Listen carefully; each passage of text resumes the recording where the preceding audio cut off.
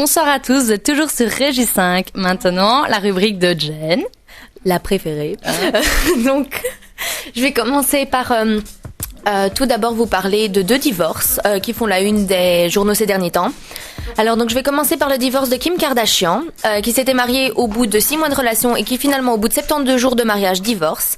Alors visiblement, officiellement, il s'agirait d'une incompatibilité au niveau sexuel, mais officieusement, il semblerait que son mari n'a pas arrêté en fait de la descendre, de la traiter de gros cul et de lui dire qu'elle était complètement stupide, qu'elle n'aurait absolument pas apprécié. Tu m'étonnes. Évidemment, Ouais. oui.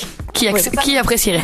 Voilà. Mais ces problèmes ne s'arrêtent pas là parce qu'il semblerait que sa meilleure amie ait pris le côté de son mari et donc refuse désormais de lui parler. En plus, elle a été élue l'une des 10 personnes les plus détestées aux USA. Bien fait. Et je sais pas si vous le savez, donc, mais elle a une émission de télé-réalité sur la chaîne E! Entertainment et une pétition circule sur le net en fait contre son émission de télé-réalité et cette pétition a déjà récolté plus de 10 000 signatures. En même temps, le succès apporte les jaloux aussi. Hein. Quoi ? Le succès apporte les jaloux aussi. Oui, c'est clair. Mais bon, en même temps, dans son émission, à part faire la cuisine, faire du shopping, on la voit pas faire grand-chose, quoi.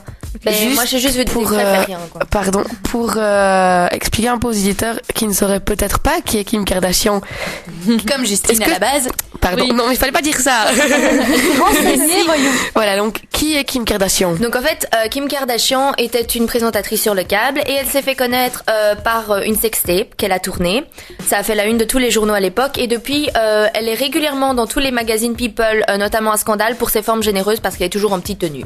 Et donc, juste pour revenir sur le truc d'avant, moi je pensais à la base que c'était un mannequin ou une pussycat d'os. Apparemment, c'est une fille qui a en fait Rien fait de spécial. Rien fait de spécial, donc oui, enfin, c'est Elle est original. juste la fille de quelqu'un qui a beaucoup d'argent. Voilà, C'est tout. voilà, il me semblait bien.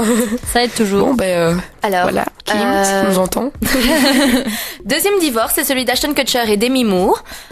Pendant 6 ans, ils ont vécu un mariage libre, donc les tromperies d'Ashton Kutcher n'ont jamais posé problème vu que Demi Moore était bisexuelle et qu'elle avait besoin de voir des femmes pour être complètement satisfaite.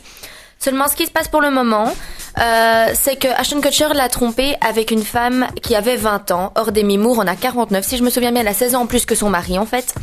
Et elle n'a pas accepté tout simplement le fait qu'elle soit plus jeune. C'est pas le fait qu'il la trompe, c'est uniquement le fait qu'elle soit plus jeune. Je sais pas vous, mais moi, personnellement, c'est le fait qu'il me trompe qui me dérange. Oui, après qu'elle soit plus jeune, d'accord, ça peut aussi me vexer, mais bon.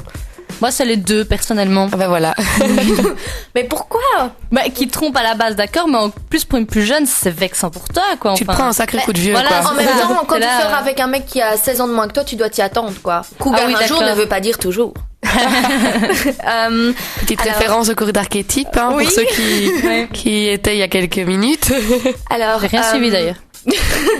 Faut pas le dire, ça, Donc, Vanny. ensuite, si Cristiano Ronaldo avait été marié, lui aussi aurait divorcé, puisqu'il a, au lieu de supprimer les mails coquins que sa maîtresse lui envoyait, ce qu'il a fait, c'est qu'il les a transférés, en fait, à tous ses contacts, donc y compris sa copine actuelle, qui n'a pas dû apprécier de voir les messages coquins qu'il échangeait avec d'autres femmes.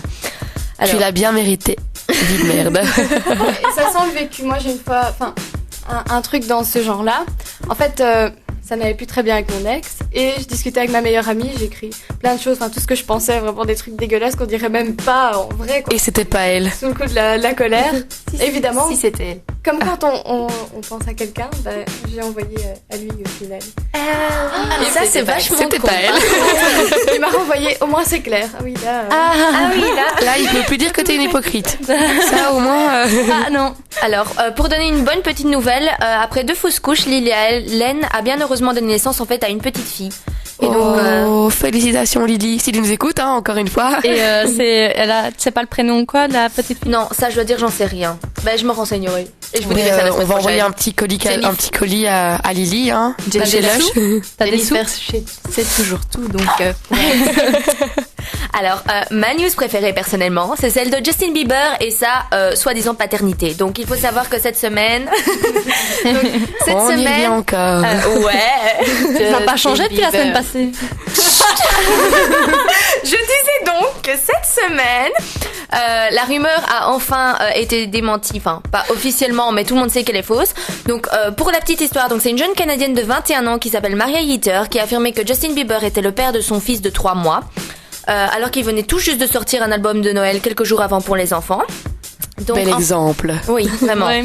C'est ça qui lui a fait une bonne pub, quoi. Futur nouveau-né. Donc, Oh, elle écoute explique. la musique de Noël, mon petit dindon. Donc elle explique qu'en fait, le jeune chanteur l'aurait repéré soi-disant lors d'un concert et qu'il aurait demandé à un garde en fait de la faire rentrer dans les coulisses, que là il l'aurait emmené dans sa loge où il lui aurait demandé clairement de faire l'amour avec elle, ce qu'elle aurait bien entendu logiquement accepté comme n'importe toute quelle personne fille. normale. Voilà. Ouais, surtout avec Justin Bieber. Donc effectivement, ça c'est goût personnel. Il a quel âge encore? 16 ans? 17 ans maintenant. Oh, 17. Ah, il a grandi, Donc. c'est vrai. Ils sont donc allés dans T'appelles la... pas Peter Pan, hein.